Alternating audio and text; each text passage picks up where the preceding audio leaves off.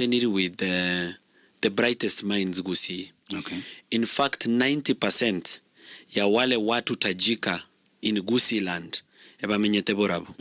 A former governor ya Kisii James Ongwae Borabu amenyete no abwate farm ya Yororo.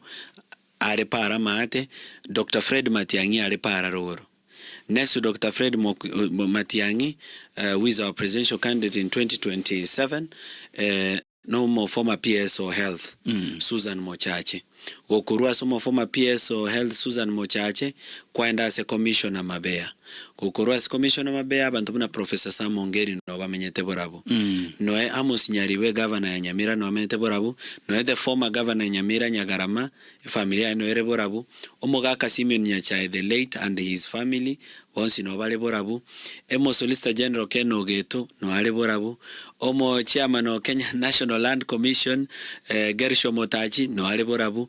CEO ya Stanbic Bank in the whole of Africa, Joshua Igara, no ale Borabu. Yani all the great people that you can think about. Let me not forget about no Hon Morara Kebaso, no Borabu. So all the great people that you can think about, the greatest sons of Kisii, once in a while, Pakomo control of budget Margaret Nyakango.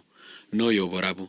So Borabu, based on those networks alone of the leaders who live there, once kiro montabas ko igolere network ya ena banyo romo jumbo konyara go take advantage of those networks okobabeka amo ba bring that political capital and network ba konye kenyoro.